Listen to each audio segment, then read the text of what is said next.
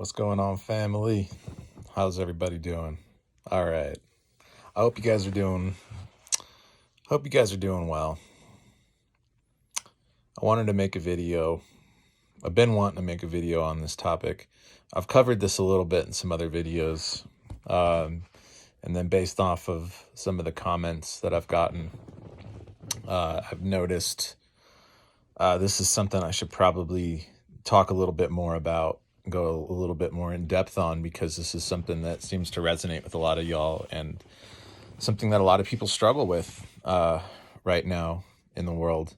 That there's so many different competing viewpoints on this subject, and so many people are very, very convicted in their particular viewpoint, and there are, just wildly differing opinions on this subject. So, all right, let me get to the subject. I wanted to talk about substances, mind-altering substances, specifically, because of who I think my audience is here. I think y'all are the type of people that have probably dabbled with psychedelics. If you are a spiritually inclined individual living in this very phony, manipulated matrix that we share, you're somebody that doesn't quite fit the mold. You've always felt like a little bit of a black sheep, like a little bit of an alien here. And so naturally you're inclined towards spiritual things for answers. You want answers because a lot of this doesn't make sense to you. It never made sense to me, and a lot of it still doesn't. Although I understand on a deeper level why things are the way they are, as much as they don't make logical sense that they're arranged and designed this way. Like so many things about the financial system and taxation and the political system and the medical system. I could go on and on about the illogic of so many systems. But I feel like I have an understanding of why they're the way they are, and how it got to this point, to the point that I'm not so confused and hungry for answers. Personally, and I'll just throw this out there, I'm not somebody that likes to kind of preach or shove this down anybody's throat, but I'm personally, a Christ follower. And for me, any question I've ever had or have or will ever have is answered through my relationship with Christ. And so I don't really need to look anywhere else for answers. So this has completely changed my attitude towards psychedelics, because I used to view them as a way of kind of answering questions I have, like about the nature of reality and my place in it, and about God, and what is this? What is all of this? And what does it mean? And why, and the further I dove down the psychedelic rabbit hole, and the more substances I took, and the more shamanic journeying I did, and I went really deep down this path, you guys, and I definitely gained some things along the way. I learned some things about myself. I was able to realize a lot of the areas that needed work. I can't say that these substances healed anything for me or made anything better on their own, although some experiences I've had with them have put me in the right direction. They've at least made me aware of what the problem is for me. Then from that point on, it's up to me whether or not to address the problem, right? So the psychedelic itself isn't going to fix anything. And a lot of times when I'd go to psychedelics for answers, I'd leave with more questions than answers, or like the answers had questions contained within them. And then the more I do it, I'm actually less and less grounded. Maybe I'm having some really powerful realizations in the moment, but they tend to fade, and I tend to have to end up going back to my job and paying bills and brushing my teeth and doing laundry and keeping my place clean and being a human in the most practical sense. And it can get to a point where if you overdo it with psychedelics, where it's like that aspect of life becomes really intolerable for you. And that's not a good place to be in, because these are aspects of life that we really can't ignore.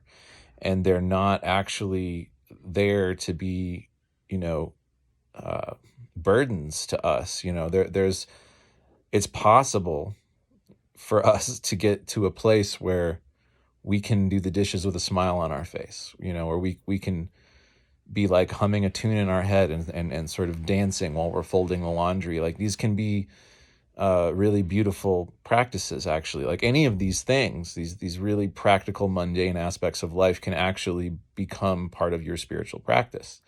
And for me, that's really important. Is like, if I take the time to, like, let's say, clean my room, like deep clean my room or clean my car, something like that, that's a spiritual practice for me.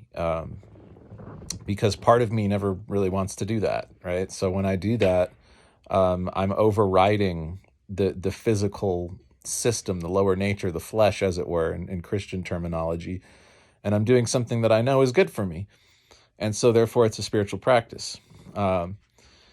And this, for me, is actually more profound than any psychedelic experience I've ever had. Is the profundity, actually, of just like doing the dishes and being totally content and satisfied with that, and present in the moment.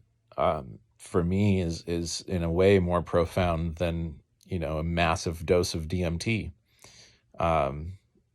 So regarding other substances like weed and alcohol is the main ones I want to focus on. So I think these are the ones that people have questions about. These are the ones that people tend to disagree about. I mean, you ask 100 people, is heroin bad? Yeah, 100 of them are going to say, yeah, it's bad. Even if they're heroin addicts, they'll be the first to tell you how bad it is, right? Although if you are in critical condition, you had a terrible car accident, you've got a limb falling off, and they give you strong opiates in the hospital, you're going to be very grateful that those things exist. And so there is a time and a place for these things. Obviously, though, anybody that's taking opiates just for the effect is doing serious damage to their soul, body, and mind. And we can all, that's, we don't really need to go over that. We know this. The thing that people tend to disagree a lot about, and this is really why I wanted to make this video, is alcohol, weed, and psychedelics. So these are the things that have become socially acceptable. Over the last several years, there's been this big renaissance with psychedelics. It's okay to talk about it. We've got, major universities doing studies on this stuff now. They've been legalized or decriminalized in a lot of areas. It's okay to talk about it. Joe Rogan's really into it, all of this, So you've got that. Weed became basically legal pretty much everywhere.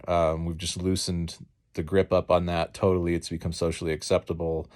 Nobody really judges anybody for smoking weed anymore. Look at, everybody just loves Snoop Dogg, and they all know that he's constantly smoking weed. And Willie Nelson, everybody loves Willie Nelson, right? So the social taboos over these things have gone away. Now, alcohol has been that way for a long time. The social taboo over that ended. I mean, they tried prohibition and it didn't really work. And then ever since, it's been a totally socially acceptable thing to do. Even more than acceptable, it's like encouraged, even in a lot of situations. So here's what I want to say about that. So being that I think I'm talking to people who are spiritually minded, maybe religiously minded, you might be Christian, you might just consider yourself spiritually, believe in God, whatever. But you're concerned with the issue of morality, with right and wrong. And you're concerned with your own health and well-being and your own potential as an individual. And you want to experience your greatest potential and not limit it. So whether or not these things are healthy or not is relevant to you, right? So you'll hear people in certain camps, especially, in the very kind of religious side of things, say that any use of any of these substances is wrong, just flat out. And then you have people on the other extreme, like in the New Age, like your Burning Man crowd or your New Age shamans and all these people who would be on the complete other end of the spectrum, and they would, a lot of these people feel like everybody in the world needs to take a psychedelic, and that would save humanity. And if we could just get all the heads of state to take ayahuasca, then we'd have world peace. I know we've all met somebody that thinks like that, and I don't believe that to be the case for a second, because if you do your research, you really have looked into this stuff, the history of this stuff. Aleister Crowley, one of the most evil men that ever lived, was huge on psychedelics, and he was using them for divination and black magic, and to conjure up demons, and for sex magic and all this stuff. And then you got, your Charles Manson, for example, who used the same substance that got Ram Dass to fly to India and find a guru and give his life to God. That very same substance got another guy to start a cult and have people killing babies. It's psychedelics are not inherently good, but the thing is that they're not inherently bad either, right? The same I want to say about cannabis and alcohol. So this is the main point I want to make about all of these things, is I can actually say what all of them have in common is that none of them are inherently wrong or bad. And I'll give an analogy for this to back up this point, okay? So in my kitchen right now, there are a lot of knives. There are some very big, very sharp knives in that kitchen. Now, I could take the biggest, sharpest knife in that kitchen, and I could dice up a bunch of vegetables, and I could make a big batch of soup, and I could go feed the homeless. Or I could take that same knife, and I could go murder people. What does that say about the knife? Is the knife bad? Is the knife good? Neither. It's just a knife. It all depends on what I do with it. This is my stance on cannabis. This is my stance on alcohol. This is my stance on psychedelics. It depends on what you do with it. And what's the point? What's your purpose for doing it?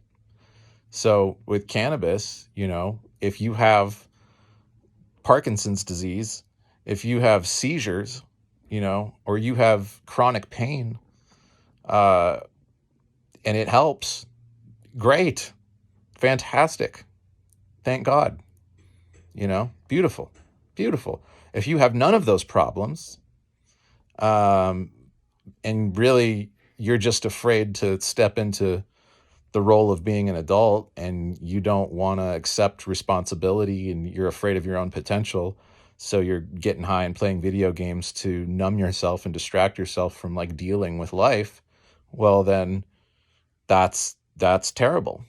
That, the very same tool is now being used in a very negative way. So as far as alcohol goes, same thing. I mean, you can drink to numb your problems. I mean, you can drink to escape. Or sometimes some people, you just have a glass of wine with dinner and friends, and it's a good positive experience, and that's that.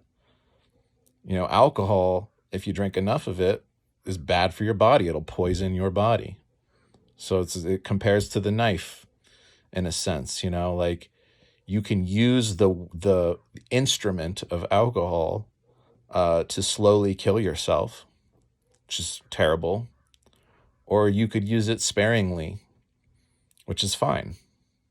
Alcohol's it's just alcohol. Let's see, if you're depending on alcohol, which is a spirit, right? If you're just depending on a spirit outside of yourself to be able to do anything, well, now you're a slave to that spirit, and that's not good. But the spirit could be alcohol. The spirit could also be your girlfriend or your employer. You could be so attached to anything in life, to the point where it's a very negative thing. So really, when it comes down to it, it's the attachment. It's the bondage. That's the problem. So I think it's unfair for a lot of people to demonize these substances, or to say, anybody that smokes pot is playing with, sorcery, divination, you're inviting demons in your, not necessarily. I think that can be true. I think that these substances do have that ability, and they can be used in that way.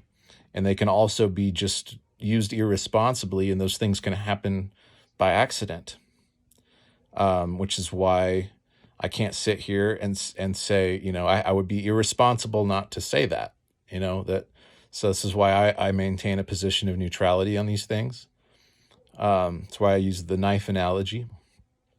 So, yeah, I hope that helps anybody that has maybe an ongoing mental debate with themselves about this. Is this okay? Or maybe you smoke pot and then you get in your head about it and you wonder if you did something sinful or not, that's really between you and God, because it's not a one size fits all thing. The plant itself, the alcohol itself, is just that. It's just an object. It's an inanimate object. It's a matter of what are you doing with it and why. That's what matters. And when it comes down to it, you guys, the reason why I talk about this on a semen retention channel is because 9 months of semen retention for me, you guys, has put me in a zone where it's like I could have these things or not have these things, and it really doesn't matter. It just does not matter. If all of these things disappeared off the face of the earth right now, it wouldn't affect my life at all. It wouldn't matter.